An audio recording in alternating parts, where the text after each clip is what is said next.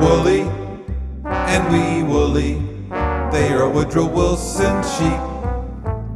Woolly and wee woolly, they are the White House sheep. Hey, wee woolly, I'm getting hungry. Want to have a little lunch? I could go for something too.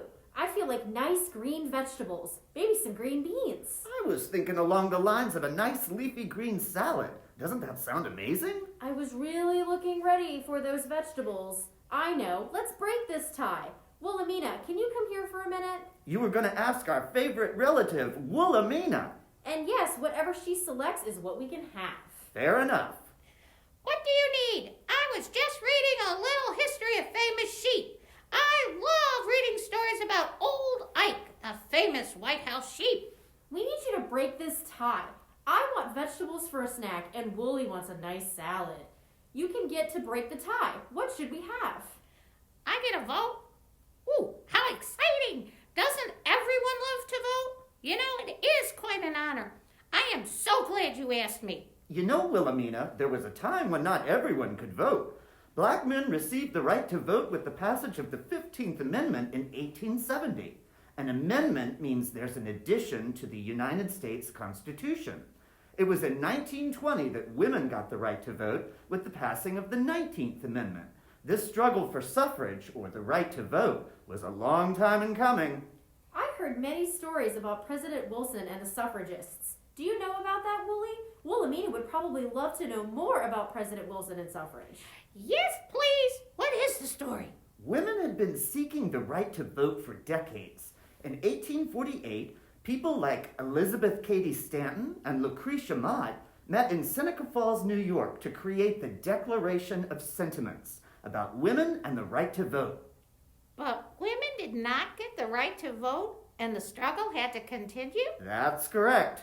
Let's talk about March 1913. Woodrow Wilson had just been elected to be the 28th President of the United States.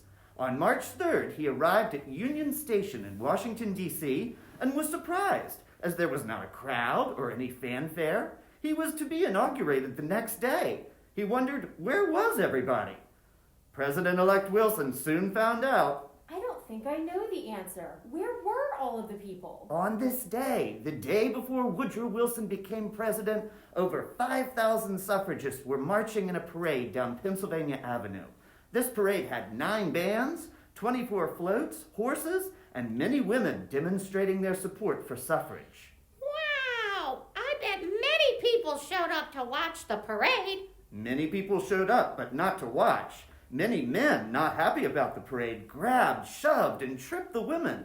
Police stood and watched and did very little to protect the women. Over 300 suffragists were injured. Those poor women. They were just trying to make people aware of the movement for suffrage. Please tell me this is not the end. Oh, no! Suffragists continued to meet with President Wilson over the next few years, but he would never support the idea of suffrage. If we jump to 1917, you'll see what happened next. Beginning in January, 12 silent sentinels picketed the White House as a constant reminder to the president. At times, President Wilson would tip his hat and smile.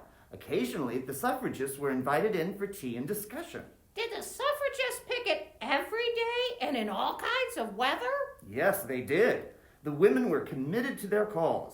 By June, police began arresting the women using made-up crimes such as disrupting traffic. Some were fined. Others were sent to a workhouse where they were beaten.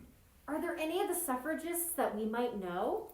Many people have heard of Alice Paul. While in prison, she was put in solitary confinement, a jail cell all by herself. She was fed only bread and water. Alice began a hunger strike where she refused to eat. And not wanting her to die, doctors force-fed her, meaning the doctors forced food into her by using a tube pushed down her throat. The doctors did this 3 times a day for 3 weeks. After 5 weeks in prison, Alice Paul was set free. Newspapers wrote about how the women were treated. People were angry, and many started to support suffrage. Did President Wilson ever support the idea of suffrage? President Wilson could have been encouraged to support suffrage due to his daughter Jessie. Finally, on January 9th, 1918, President Wilson announced his support of suffrage. On August 26, 1920, Tennessee became the 36th state to pass the amendment. Women could now vote. What a great story. We sure need to remember the women who fought so hard for suffrage and the right to vote. I'm ready to cast my vote. I vote for mint chocolate chip ice cream. Oh, Willamina, ice cream it is.